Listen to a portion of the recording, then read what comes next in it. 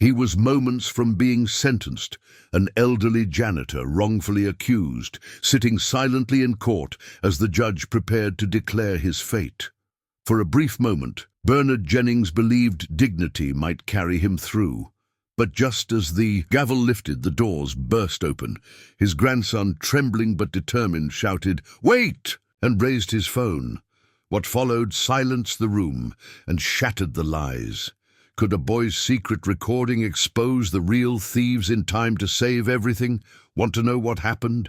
Watch till the end and don't miss this story full of emotion and unexpected twists. Also, tell us which city you're watching from in the comments, and don't forget to subscribe for more powerful stories like this. For over 30 years, Bernard Jennings had swept the halls of Lincoln Middle School with a devotion few ever noticed, but everyone unknowingly relied on. To the casual eye, he was just the janitor, a slow-moving man with a gentle gait, a faded uniform, and keys that jangled softly with every step. But to those who paid attention, Bernard was something more, a silent guardian of a place that struggled to hold on to hope. The school sat in a neighborhood that time had largely forgotten. Paint peeled from aging homes, local businesses came and went, and the sounds of laughter on the playground often masked more difficult stories unfolding behind closed doors. But Bernard believed deeply and almost stubbornly that cleanliness brought dignity. That polished doorknobs, shiny floors, and the faint scent of lemon cleaner could offer children just a little more peace than they found at home. He never spoke much about himself. The staff respected him, though they didn't know him well. Some teachers swore Bernard had never taken a sick day. Others mentioned how he'd fix leaky faucets in classrooms before anyone noticed. Students, especially the ones who stayed behind after the final bell, grew used to his quiet presence. Sometimes he'd hand out a granola bar or help find a lost glove. No questions asked. Then one morning, everything changed. The school had just launched a highly anticipated digital inclusion program, a lifeline for students whose families couldn't afford computers. It wasn't just a program, it was a promise. Each classroom had received new laptops, sleek and silver, to open doors to a world many kids had never accessed. But only days after the delivery, one of the brand new laptops vanished. Panic spread like wildfire. Teachers held emergency meetings. The principal's voice, usually calm, now cracked with urgency over the intercom. Parents demanded answers. For a community that had so little, losing even one laptop felt like betrayal. Security cameras, broken, footage, useless, whispers started. Then suspicion. Who had access to every classroom? Who worked alone, late into the night? All fingers pointed to Bernard. To many it didn't make sense, but it didn't have to. His silence, once seen as gentle, now seemed evasive. His age and solitude no longer gave him wisdom. They made him suspicious. And before long, under mounting pressure from the community and media, the unthinkable happened. Police officers showed up at the school gates. Bernard, head bowed, wrists trembling, was led away in handcuffs. The hallway he had polished for 3 decades now echoed with gasps and judgment. No one spoke as Bernard was led down the steps of Lincoln Middle, the usual shuffle of students replaced by stunned silence. Even the birds seemed to quiet. For those few surreal moments, time felt suspended, like the world was collectively holding its breath. Inside the building, the mood shifted sharply. Teachers who once nodded kindly now whispered behind closed doors. Some questioned the fairness of it all. Others, rattled by the loss of trust, couldn't meet each other's eyes. The principal, who had once praised Bernard during staff meetings for his unseen acts of service, now defended the arrest as a painful but necessary step. For the students' confusion blurred into anger. Some felt betrayed, calling Bernard a liar when his name came up in hushed hallway conversations. Others, especially the quieter kids who'd once received his small acts of kindness, a sharpened pencil here, a repaired backpack there, felt uneasy but unsure how to defend him. Rumours multiplied by the hour, and before long, Bernard's story was rewritten by adolescent gossip. He was desperate. He wanted to sell it. He probably stole more. Meanwhile, across town, in a cramped county holding facility, Bernard sat on a thin mattress, hands folded neatly, eyes fixed on a dusty vent in the ceiling. He had spoken few words since his arrest. Not because he had nothing to say, but because he didn't believe anyone would listen. His health, never robust in recent years, began to fray. The stress took a visible toll. What little color he had in his cheeks faded, his posture slumped from exhaustion and despair. Meals went untouched. At night, surrounded by distant coughs and metal doors clanking shut, he silently repeated a phrase like a prayer. "It wasn't me." At home, his absence echoed louder than any siren. Michael, Bernard's grandson, wandered from room to room, uncertain what to do without the quiet rhythm of his grandfather's routines. Bernard's boots still sat by the door. His reading glasses rested atop an open crossword puzzle. Their modest apartment felt hollow, like it was holding its breath too. Michael had always known his grandfather as strong, even when money was tight or nights were long. To see him now, accused, imprisoned, sick, was something he couldn't begin to understand. And yet no one asked how Michael was doing. No teacher pulled him aside. No neighbor dropped by. The world moved on, as if Bernard's fall from grace had made his grandson invisible too. But in the shadows of injustice, something was beginning to stir in Michael. A quiet unrest. A question that wouldn't let go. What if the truth was still out there, waiting to be heard? Days blurred into each other like smudged chalk on an old blackboard. Michael stopped checking the clock, stopped expecting texts from friends who now avoided him entirely. At school he moved like a shadow, quiet, unnoticed, or worse, deliberately ignored. The once familiar corridors of Lincoln Middle now felt foreign, colder. Even the air seemed heavier, as though it carried the weight of collective disappointment. It wasn't just the students. Teachers who once smiled warmly as he entered class now offered tight-lipped nods or avoided eye contact altogether. He'd hear his last name whispered when he passed by. Once he caught someone mutter, "Like grandfather, like grandson." That one stuck with him, hard. Back home, the silence grew louder. The hum of the refrigerator, the distant honk of city traffic, those became his only company. Bernard's absence was everywhere. It lingered in the unwatered houseplants, the unread newspaper on the coffee table, and the empty chair at the dinner table that Michael couldn't bring himself to touch. What no one realized, what Bernard alone had truly understood, was that Michael didn't just listen to the world. He recorded it.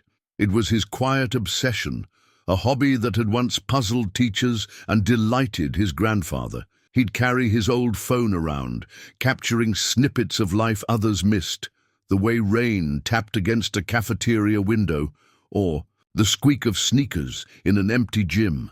Bernard used to say, "Your ears catch what the world forgets." Late one night, as rain pelted the windows with quiet fury, Michael sat on the worn living room couch, knees pulled to his chest, phone in hand. He scrolled through audio files with names only he could decipher.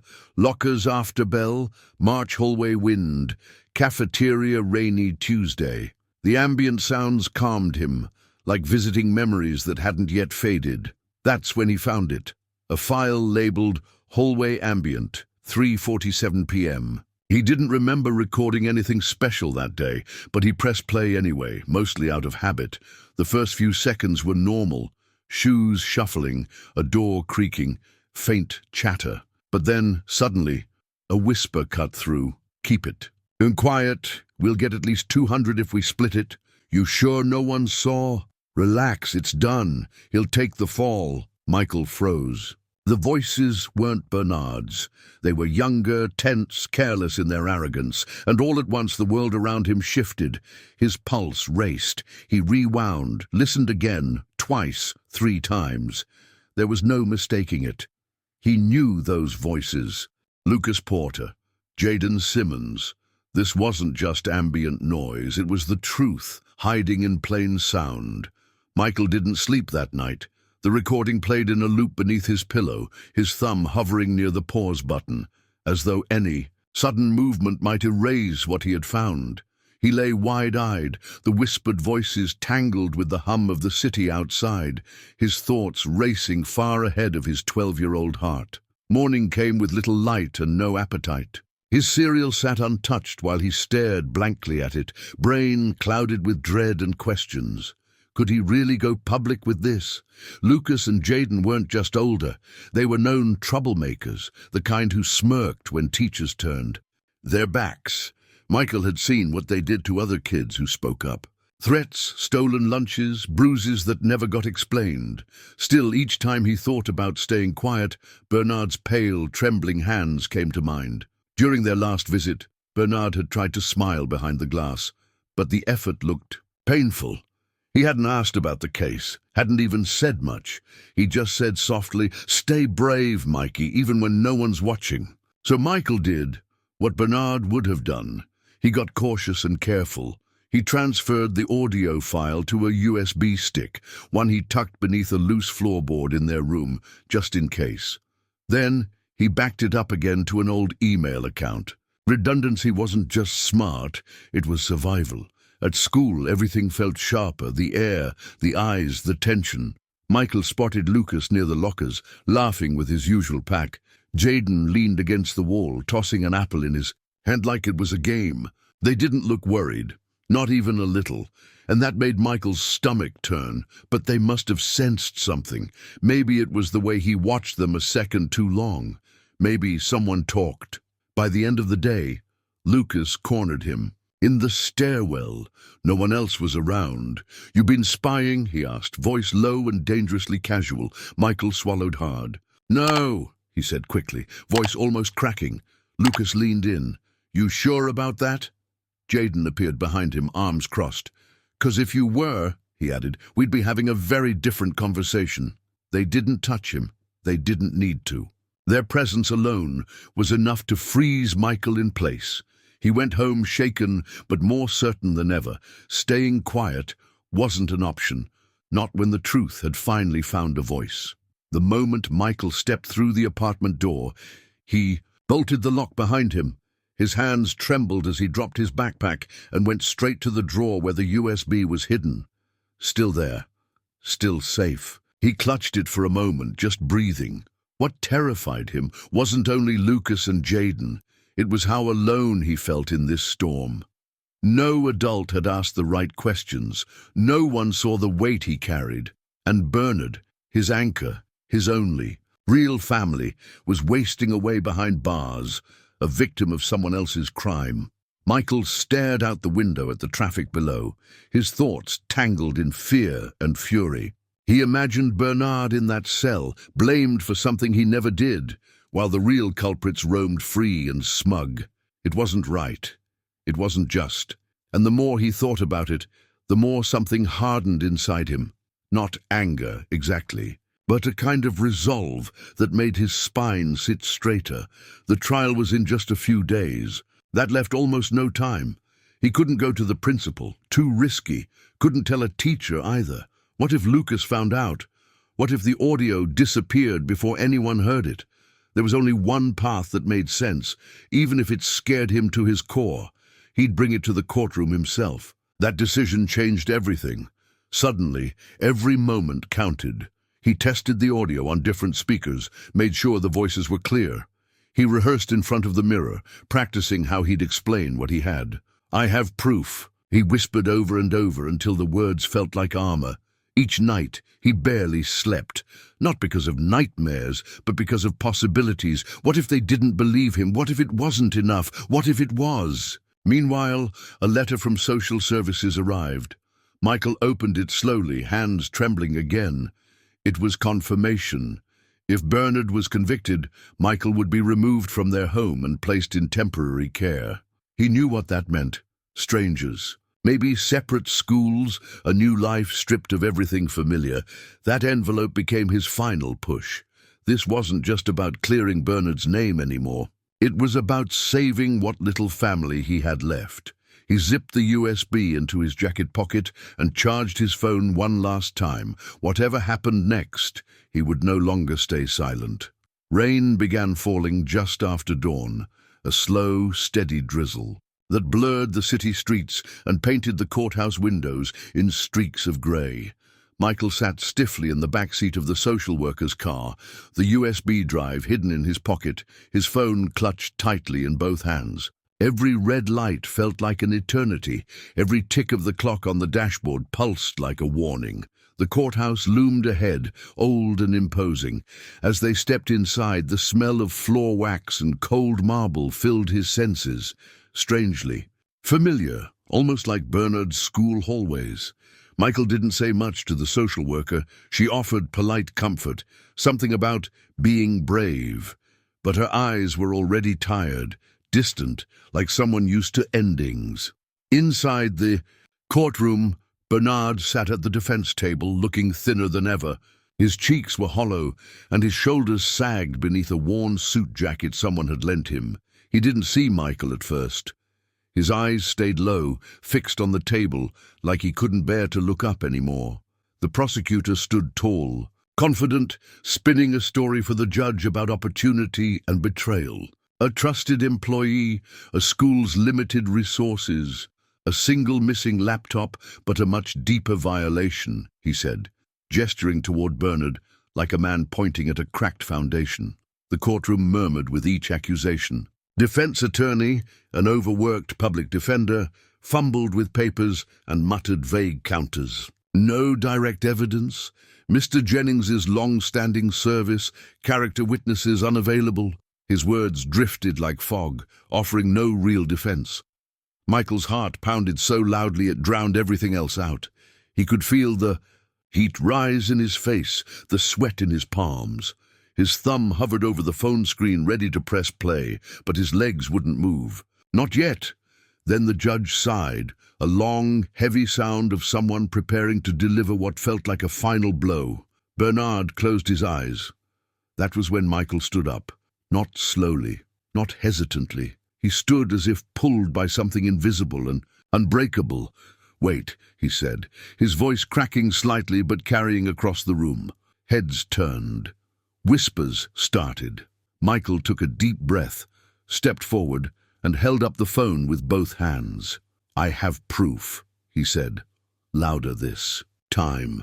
"Please just listen." The courtroom fell into a stunned silence. Even Bernard looked up. The judge's brow furrowed, his gavel hovering in midair, unsure whether to demand order or lean in. The prosecutor blinked, thrown off script, while murmurs rippled across the gallery like wind through dry leaves. Michael's hands shook, but he didn't lower them. He stepped closer, now just feet from the bench. "I recorded this weeks ago, by accident," he said, forcing each word past the lump in his throat. "It's about the laptop." The judge nodded to the bailiff, who approached with caution, taking the phone like it was made of glass. Within seconds, the audio was patched into the courtroom's speaker system. A low hiss gave way to footsteps, a locker door creaking, and then, "Keep it quiet. We'll get at least 200 if we split it." "You sure no one saw?" "Relax, it's done. He'll take the fall." The voices crackled to life, loud and unmistakable. Gasps filled the room. Eyes darted toward Lucas and Jaden, who sat frozen on the witness bench, color draining from their faces. Bernard stared. Ahead, jaw slightly open, as if the world had tilted under him, the prosecutor raised an objection, but his voice faltered mid-sentence. Too late. Everyone had heard it. The judge waved him off, now listening intently. Then another voice rose, unexpected, clear and steady. "I can confirm that's Lucas and Jaden," said Ms. Castillo, Michael's history teacher, rising from the back row. She walked forward, hand raised, eyes calm. "Michael records school sounds all the time. He's meticulous. I've seen him do it for years." That was the tipping point. The judge turned toward the prosecution with a look of grave disappointment. "Do you have any reason to doubt this evidence's credibility?" he asked. The prosecutor hesitated, lips parted, then slowly shook his head. With a single strike of the gavel, the judge dismissed all charges against Bernard Jennings.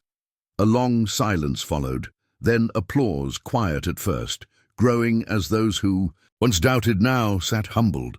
Michael dropped his shoulders in relief. The phone nearly slipped from his hand. Bernard didn't move at first. He just stared at his grandson, disbelief flickering into something softer. Then he stood, arms trembling, and opened them wide. Michael rushed forward, and the courtroom, for a moment, became something else entirely, not a place of verdicts, but of healing. Outside the courthouse, the rain had slowed to a gentle mist. Reporters crowded near the steps, microphones poised, but no one dared interrupt the quiet embrace. Between Bernard and Michael, it wasn't a moment for headlines. It was too human, too raw. Bernard held his grandson tightly, as though the boy had not just saved his name, but stitched their fractured world back together. Apologies came quickly. The school principal stepped forward, shame etched across his face. "We were wrong," he said simply, voice hushed. A few parents followed, offering handshakes and lowered eyes. Words couldn't undo the damage, but they could acknowledge it. And for Bernard, that mattered more than most people realized. Lucas and Jaden didn't get to slip away unnoticed. Court officers escorted them out, their heads down, their futures no longer filled with the easy arrogance they'd once worn. Like armor, they'd faced disciplinary hearings and legal consequences, but more than that, they'd been exposed, not just as thieves, but as boys who tried to destroy a man's life with whispers. The following week, Lincoln Middle School held a special assembly. Bernard walked slowly onto the stage, flanked by the same students who had once doubted him. The room rose to their feet. Some clapped, some cried, and Michael, sitting in the front row, felt something loosen in his chest, like breath returning after too long underwater. A representative from a local tech company approached them afterward. Touched by Michael's bravery and his unique use of audio, they gifted him a starter podcasting kit, a professional microphone, editing software, and even a set of portable recorders. Michael didn't know what to say. He just smiled, cheeks flushed, fingers already itching to explore. The threat of foster care dissolved as quietly as it had formed. With Bernard exonerated, social workers backed off, satisfied that Michael was exactly where he belonged. That evening, back in their modest apartment, the creaky floorboards seemed to groan in relief. Bernard brewed tea, while Michael unpacked his new gear, laying it out carefully on the living room table. The microphone gleamed under the ceiling light, ready to capture whatever came next. "Think people will want to hear our story?" Michael asked, half joking. Bernard gave a tired smile, eyes warm. "If they're wise, they will." Michael hit record. His voice came softly at first, then clearer. "This is a story about truth," he began, "and how even the quietest voices can change everything. And this time the world was ready to listen. If this story moved you, even just a little, don't forget to subscribe to the channel. We share real, heartfelt stories like this one that remind us of the quiet strength in everyday people. Your support helps these voices be heard, and maybe, just maybe, it helps someone out there feel a little less alone. Hit that subscribe button, and thank you for being here.